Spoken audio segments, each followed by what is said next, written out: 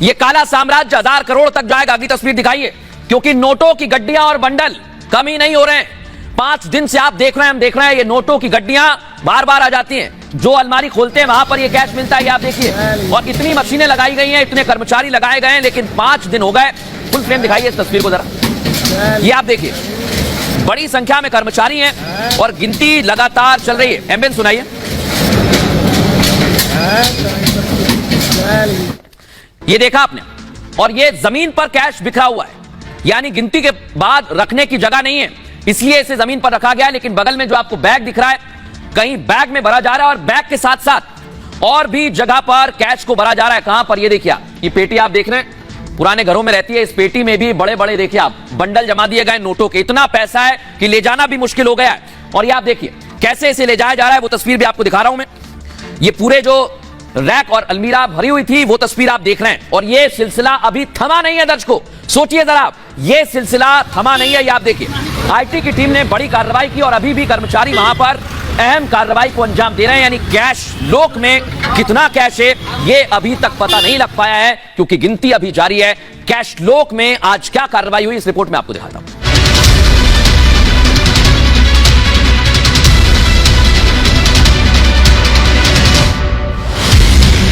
राहुल गांधी से लेकर INDI alliance के सभी लोगों ने इसका जवाब देना चाहिए।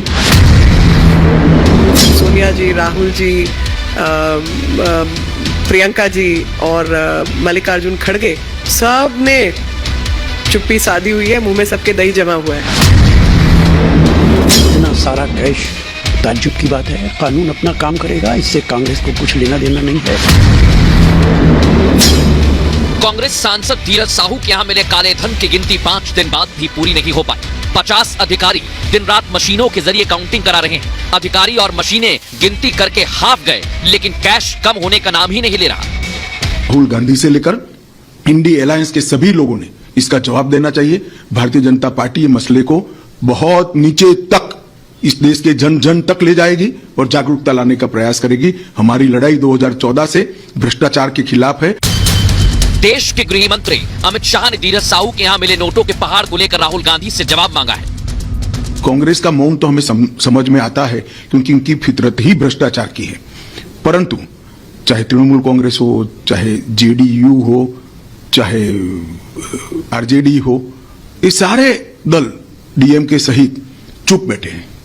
सपा भी चुप बैठी है, कोई रिएक्शन नहीं। अब मुझे समझ में आ रहा है कि मोदी जी के खिलाफ ये जो एक प्रचार अभियान चला कि एजेंसियों का दुरुपयोग हुआ है, वो क्यों चलाया गया? क्योंकि इनके जहन में एक डर था कि हमारे करप्शन के सारे कच्चे चिट्ठे खुल जाएंगे। शाह ने कांग्रेस के साथ साथ इंडी अलायंस की चुप्पी पर भी सवाल उठाए। शाह ने कहा, विरोधी दल इसलिए चुप हैं क्योंकि उनको अपने भ्रष्टाचार के राज खुलने का डर सता रहा है। तो देखा आपने, सवाल पूछे जा रहे हैं लेकिन जवाब देने वाला कोई नहीं है।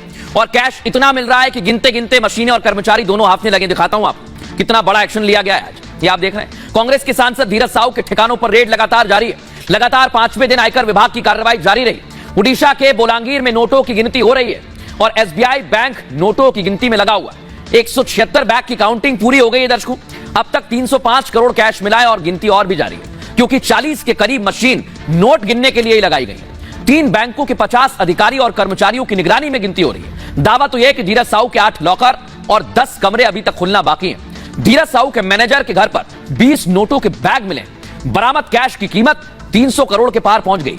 दावा तो यह कि कुल संपत्ति 1000 करोड़ के करीब हो सकती है। ठीक सुन रहे हैं आप, 1000 करोड़। और आयकर विभाग ने कंपनी में जो कंप्यूटर और लैपटॉप इस्तेमाल किए जाते थे उसे जब्त किया है। डिलीट की गई फाइल्स की जानकारी भी निकालने की कोशिशें की जा रही हैं और हैदराबाद से कंप्यूटर एक्सपर्ट इसके लिए बुलाए गए हैं। लैपटॉप से चौंकाने वाले खुलासे भी हो सकते हैं, ऐसी भी जानकारी मिल रही है। तो ये आपने देखा कि अभी जो टेक्निकल चीजें हैं उनका भी खुलासा होना बाकी है। इस पर इनकम टैक्स ऑफिसर क्या कह रहे हैं, अधिकारी क्या कह रहे हैं, सुनवाता हूं। प्रक्रिया के बारे में बताऊंगा तो फिर जो हमारा जो बैग यहाँ हमारे पास रखे हैं उसमें से हम बैग लेके उसको निकालते हैं, फिर उसको काउंटिंग कराते हैं, जो छोटा मशीन है उसको फिर बंडल करके फिर उसको पैक करके हमारा डिपॉजिट होगा। वो प्रोसेस अभी वही प्रोसेस में चल रहा है। मैन पावर का बोलेंगे तो अभी कल भी था और आज भी 2 दिन छुट्टी था, लेकिन हम जो नियर बाय ब्रांचेस है वहीं से स्टाफ लेके आए हैं और लगभग 50 स्टाफ हमारा एंगेज हुए हैं काउंटिंग में।